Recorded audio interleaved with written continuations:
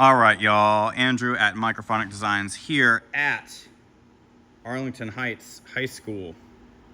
And today I'm excited to give you yet another tour of an audio system build.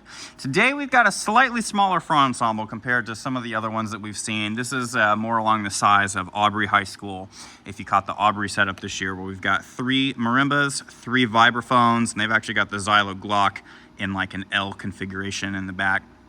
So we got 3 vibes in the back. That's what we're miking up, the 3 marimbas. We've got a Solos microphone prepped over there. We've got our synthesizer station here, and there are 2 Solos mics. They're sort of there sitting there on the floor for now. They're not set up right now, but that is what we have rocking. They have, the school's got the Yamaha C215V full range speakers with the, I think it's the CW118V subs, classic combination, and these are like the modified version. So we're running 1 speak-on cable from the quick connect panel into the back, and I'm pretty sure they bought these probably from me years ago when I was at Lone Star Percussion, because check this out. Oh, rest in peace, y'all. Okay, so we've got the 2-channel speak-on cables coming out the front, and the other side is the same. Let me kind of show you what the back looks like on this side. It's just different colors. So over here we got the yellow and the white coming over. So that's what we got going on here. In the mixer, this is the custom layer in their TF3. So they got 24 channels coming across. We've got all 3 marimbas, all 3 vibes, a pair of channels from the synth, because even though we have 2 keyboards over there, they're using the 1 laptop, and their interface, their audio interface only has a left and a right output. So that means that we have synth left and right for both parts coming out. We got a horn mic, a vocal mic over on side 1, and just kind of a generic soloist mic prepped over on side 2. They don't have all their music yet, but they are expecting, you know, some sort of something going on over there. So we've just got a 2035 put up, and it's ready for action. Got the DCAs for the marimba setup and the vibes. We've got the iPod channel stereo in 1 and 2, the sub send, because they do have separate slider here for the subs. And we've got the template scene set up in there. There we go. And I'm pretty basic with the EQs using the Audio Technicas. Let me show you the back of the cart here. I spent the first part of the day doing a lot of cleanup, moving the amps over. So this is the back of the cart here. We got our 2 PX10s, power conditioner, and you'll kind of see, so these are the cables coming from the output of the mixer to the input of the amps. And I'll sort of highlight something here. So like the color coding from the output section is consistent all the way through the entire system. So for example, we've got red. This is our full range left, and it's the color red. So red's coming out of the back of the mixer, travels down. There's the red, the input there to that amp. Here's the red output. That's the same signal, but just amplified. And then on the front, you don't see red, but guess what? If we go over here, there's the red. So I've got it set up so that the outputs coming from the mixer, like the colors of those, correspond with what speakers. So like there's the blue, right? And if we go to the back of the mixer one more time, there's the blue. So this is the output connector from the mixer that subwoofer is being fed from. So that's kind of how I do that. And then we've got our snakes. We've got 2 snakes in this setup, and I've kind of got them tied up around over here, because if anything is gonna get yanked, I'd rather it be over here instead of like the connectors over here getting yanked. So 2 snakes, we've got 2 zones. We've got a snake going all the way over there to just the outside of the marimbas, and the other snake goes all the way over here to the outside of the other side of the marimbas. And the way that I've done the cabling, I actually did not do my paperwork again like I normally do for setups, because I wasn't totally sure what I was walking into. Like I didn't have a full inventory list or anything before coming out, and we booked this job pretty last minute too. So I kind of had to come up with the planning and the diagram on the go today. So basically what I've done is I've taken the cabling for these 2 marimbas and brought the cabling in this way to meet with the first snake, the red snake there. The red snake also carries the signal for the synths and the two microphones over there, the horn and the vocal mic. So there we go, Little Bro 8-channel sub snake. And as you'll see here, we got red, double red, white, double white. These are our marimba mics. And we got blue, double blue for our synths left and right. And then yellow, green for the sideline mics. And take a look at the cabling, y'all. You know how I like to do it. I keep it clean all the way through.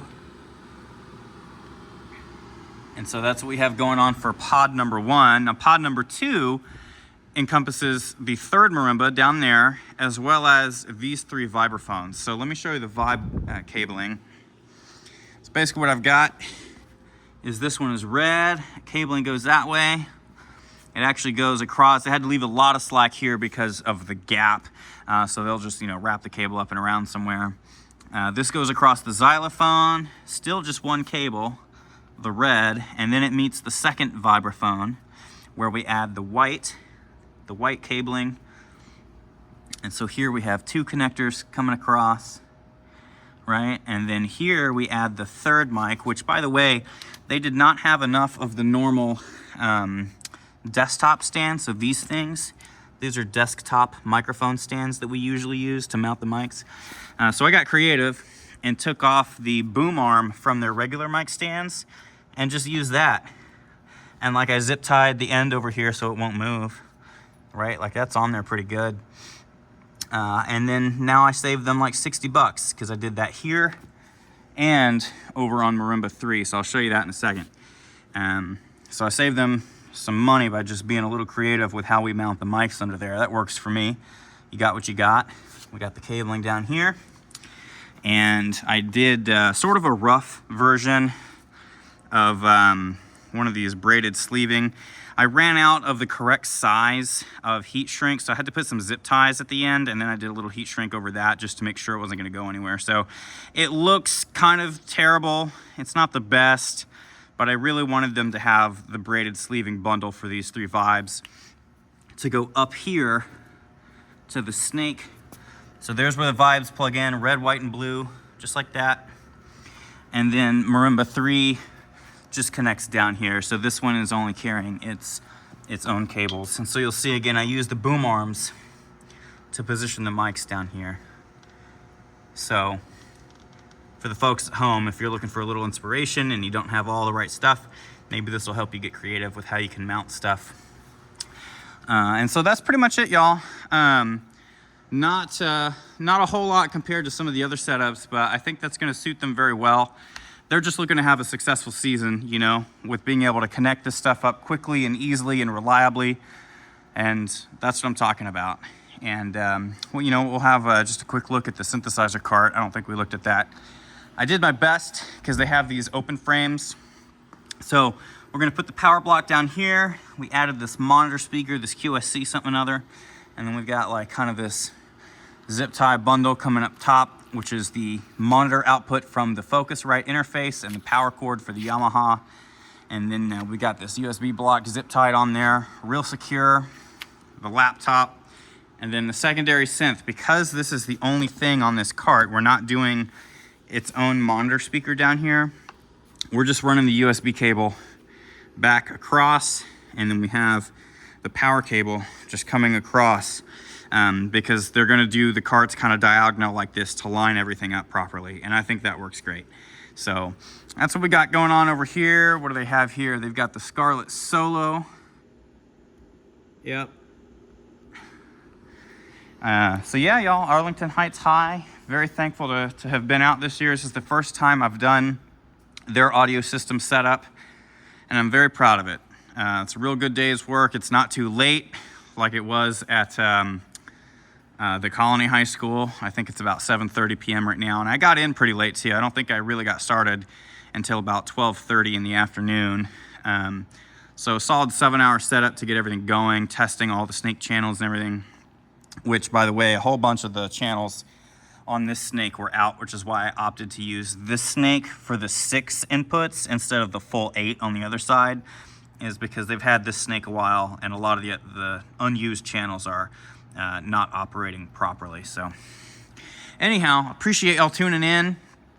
As always, Please feel invited to leave any questions or comments about this setup or any of the particular equipment down below, and I'll help out the best I can. This month of July has turned out to be one of the busiest I've ever had in my career doing this stuff, so I'm doing my best to stay disciplined and do these video walkthroughs at the end of the day to make sure that we've got record of what I ended up doing, which is helpful for future seasons, and also to help the staff here kind of have an understanding of what's going on, and hopefully help some of y'all at your own school figure out how you'd like to do things. So anyhow, until next time, y'all, take it easy. Peace.